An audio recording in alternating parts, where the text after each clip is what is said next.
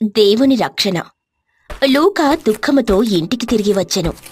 తాను చాలా దేని గురించో చింతించుచున్నాడు. దానిని గమనించిన భార్య నయోమి, ఏమైందండి, మీరు దేని గురించి చింతించుచున్నారు? మీకు ఆరోగ్యమంతా బాగానే ఉంది కదా? నా ఆరోగ్యం అంతా బాగానే ఉంది. నేను ఆరోగ్యం గురించి చింతించలేదు. ఈరోజు నా మీద నేరం మోపబడింది.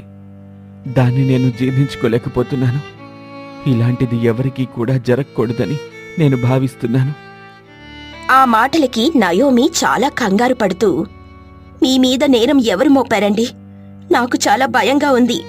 ఏం జరిగిందో చెప్పండి. ఈరోజు కూడా నేను ఎప్పటిలాగానే వ్యాపారానికి వెళ్ళాను. అరటి గెలలు అమ్ముతూ ఉన్నాను. రావాలి బాబూ, రావాలి, త్వరగా రావాలి, మధురమైన అరటిపళ్ళు రావాలమ్మా, రావాలి అని పిలుస్తూ ఉండగా యజమాని దావీదు అక్కడికొచ్చాడు. లూకా, 2-3 రోజుల నుంచి నేను ఇక్కడికి రాలేదు కదా. ఆ పైకం ఎంతొచ్చిందో దాన్ని నాకు ఇవ్వగలవా? ఇక లూకా తన దగ్గరున్న లాభాన్ని మొత్తాన్ని ఇచ్చేస్తాడు. దానినాయన లెక్కించకుండానే ఇంటికి తీసుకుని వెళ్తాడు. ఇంటి దగ్గర దానిని లెక్కించుకుని, ఎంత మోసం! ప్రభువా, ఇలాంటి మోసగాళ్లను నేనెందుకు పనిలో ఉంచుకున్నాను? నాకు చాలా బాధగా ఉంది. ఇప్పుడే అతన్ని పని నుంచి తొలగిస్తాను. చాలా కోపంగా దావీదు లూకా దగ్గరికి వెళ్తాడు. లూకా, ఇన్ని రోజుల్నుంచి ప్రభువు నీతి మార్గంలో నడుచుచున్నవాడివని నమ్మాను. నీకు పనిప్పిద్దామని ఇక్కడ ఉంచాను. కాని నువ్వు ప్రభువుని కూడా త్రోసివేసి నీ బుద్ధిని చూపించావు. ఏం జరిగింది? మీరేం చెప్తున్నారో నాకు అర్థం కావటం లేదు. దయచేసి ఏం జరిగిందో వివరణ ఇవ్వగలరా? నువ్వు పుస్తకంలో రాసిన లెక్కేమి, నాకిచ్చిన లెక్కేంటి? నిజం చెప్పు. ఆ ధనం ఏం చేశావు? లూకా చాలా బాధగా, నేను మీకు మొత్తాన్ని ఇచ్చాను. నేను లెక్కగట్టి మొత్తాన్ని మీకే ఇచ్చాను. నా మాట నమ్మండి. ఎంతో నమ్మకంగా నేను మీ దగ్గర పని చేయుచున్నాను. ఇప్పుడు నేను చేస్తున్న పని నాకు చాలా అవసరం. నా కుటుంబాన్ని పోషించుటకు నాకు మరో ఆధారం ఏమీ లేదు. దయచేసి నేను చెప్పింది నమ్మండి. మర్యాదగా ఇక్కడి నుంచి వెళ్ళు. నువ్వు చెప్తున్నవన్నీ అబద్ధాలని నాకు అర్థమైంది. మర్యాదగా ఇక్కడి నుంచి వెళ్ళు. అందరూ చూస్తుండగా లూకా చాలా అవమానాన్ని పొంది అక్కడ్నుండి తిరిగి ఇంటికి వచ్చానని పూర్తిగా భార్య నయోమికి చెప్పడంతో భార్య చాలా బాధపడుతూ, మీకన్నిటినీ ఆ ప్రభువు చూస్తాడండి. నీ మీద మోపబడిన నేరము నిజము కాదని ఆ ప్రభువు మీ యజమానికి తప్పకుండా తెలియజేస్తాడు. మీరు చింతించకుండా ప్రభువుకి ప్రార్థన చెయ్యండి. మీ కొరకు నేను కూడా ప్రార్థిస్తాను అని ఇద్దరు కూడా మోకరించి ప్రార్థన చెయ్యడం మొదలు పెడతారు. ప్రభువా, మాకు జీవనధారణ వృత్తి తొలగిపోయింది. మేము ఎలాగూ బ్రతకాలో మీరే మార్గాన్ని చూపించండి. నా భర్త మీద మోపబడిన నేరాన్ని మీరు తొలగించండి ప్రభువా. మా వారు ఎలాంటి తప్పుడు క్రియలు చేయలేదని మీరు యజమానికి తెలియచెప్పండి ప్రభువా. మేము నీ మీద ఆధారపడి ఉన్నాము. నీవు తప్ప మా దుఃఖాన్ని తీర్చువారు ఎవరున్నారు ప్రభువా? నీ బిడ్డల బాధలను తొలగించు. అవును ప్రభువా, నిన్ను నమ్మాను. నా ప్రభువా నన్ను ఎప్పటికీ కించపరచనివ్వడు, నన్ను అవమానపరచనివ్వడు. మీరు నిజమేంటో యజమానికి తెలియచేయమని, ఒకవేళ బ్రతుకుటకు మరొక మార్గం మీరు ఏర్పరిచి ఉంటే దాన్ని మాకు కనపరిచేలా చెయ్యమని క్రీస్తు పరిశుద్ధ నామంలో అడుగుతూ ప్రార్థన చేసి వేడుకుంటున్నాను నా పరమ తండ్రి. ఈ ప్రార్థన చేయిచూ ఉంటారు. దానినంతా చూసిన సాతాను పెద్దగా నవ్వుతూ, ప్రభువా, నీ కుమారుని పైన నేను నింద మోపియున్నాను. ఈ కుయుక్తి పనులన్నీ చేసింది నేనే. ఇంకా ఈ కుటుంబాన్ని దినదినము నేను కృంగిపోయేలా చేస్తాను చూడు. నీ ప్రియుడు నీ భక్తి మార్గాన్ని విడిచి నిన్ను దూషించడానికి ఖచ్చితంగా సిద్ధపడి ఉంటారు. అలాగు నేను చేసిన ఎడలో మీరు నాకు సాగిలపడి నమస్కారం చెయ్యాల్సి ఉండెను. ఇంతలో ప్రభువు అక్కడ సాతానికి ప్రత్యక్షమై, సాతానా, నీ కుయుక్తి పనులకు వారేమీ భయపడరు. నీకు వారు ఎట్టివారో సమస్తము తెలుసును. వాళ్ళని దీన పరిస్థితికి తీసుకువెళ్ళినా నన్ను విడవలేదు, ఎడబాయలేదు. నేను అంతే. నీవు వారి మీద ప్రయోగాలు చేసిన ఎడల నీ అంతము తప్పదు సైతానా. ఆ మాటలకు సాతాను, ఈ కుటుంబం కాకపోతే మరొక కుటుంబం ప్రభువా. ఇప్పుడు నేను ఈ లోకాన్ని విడిచి మరొక కుటుంబానికి వెళ్తాను అని నవ్వుకుంటూ అక్కడ్నుండి మాయమైపోతాడు సాతాను. సాతానా, నీ క్రియలు అంతమవును అని శపిస్తాడు ప్రభువు. దావీదు చాలా బాధపడుతూ ఉంటాడు. తన భార్య రూతు ఆయన వద్దకు వచ్చి, నా మనసు ఎందుకో లూకా నేరస్తుడు కాదనే చెబుతుందండి.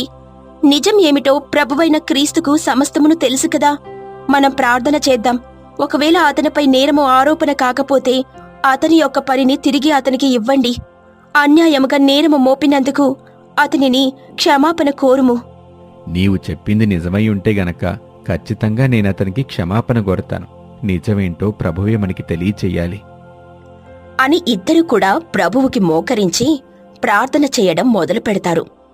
ప్రభువా, సమస్తమూ తెలిసిన సర్వాధివి, నీ కనులకు ఏదీ మరుగై లేదు. మేము చేసిన తప్పిదము క్షమించి నిజమేంటో బయలుపరచమని క్రీస్తుని ప్రార్థన చేసి వేడుకుంటున్నావు నా పరమ తండ్రి. ఆమేన్. అలా వాళ్ళిరువురు ప్రార్థన చేసుకుని నిద్రపోతున్న సమయంలో ప్రభువు దావీదు వద్దకు వచ్చి, దావీదు, నీవు పొరపడి ఉన్నావు. లూకా ఏ నేరమూ చేయలేదు.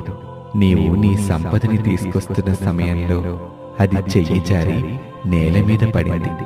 దానిని మరియా అనే స్త్రీ తీసుకొని ఆమె దగ్గర భద్రపరిచింది. ఆమె ఆ ధనం గురించి ప్రతిరోజు ప్రార్థన చేస్తుంది. ఉదయకాల సమయంలో ఆమె వద్దకెళ్ళి ఆ డబ్బు తీసుకుని వెళ్ళింది. నేను ఆమెకు ముందుగానే చెప్పి ఉన్నాను, దావీదు అని నా కుమారుడు వస్తాడు, అతనికి ఆ సంపదని తిరిగి ఇవ్వు అని. దావీదు ఒక్కసారిగా నిద్రలేస్తాడు.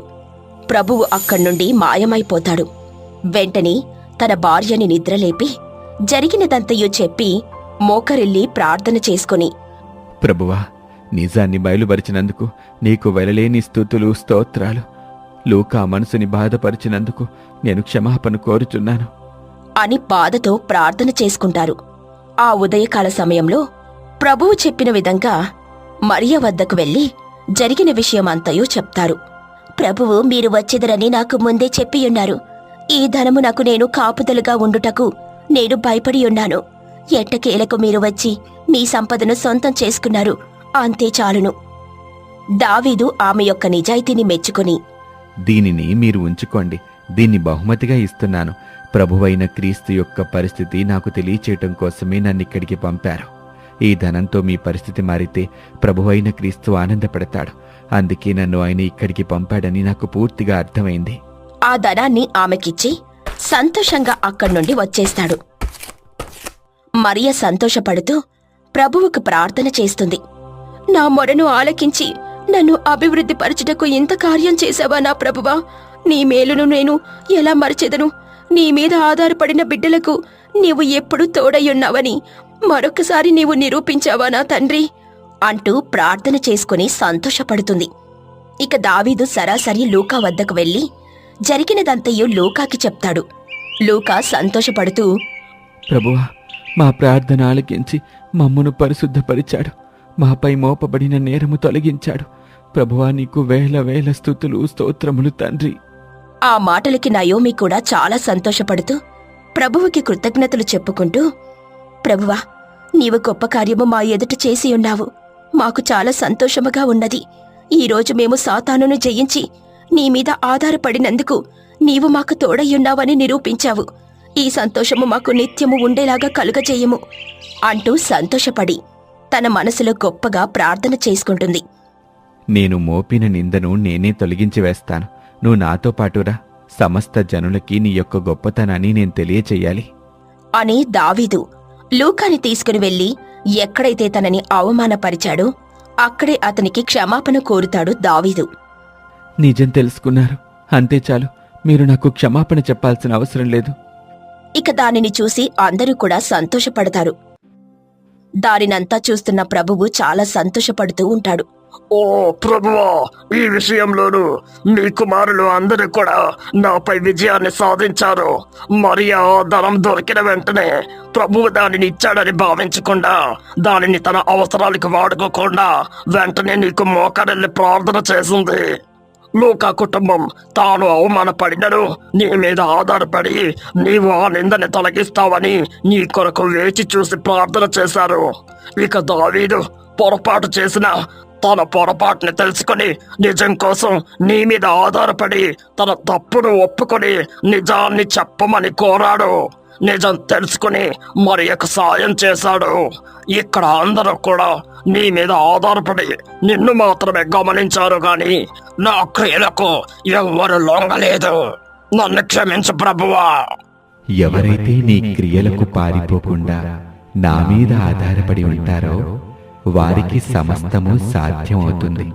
వారు నా ఎదుట కన్నీరు కారిస్తే నేను ఎలా అయితే ఆనందంగా ఉండేదనో నేను వారికి తండ్రినై ఉంటాను.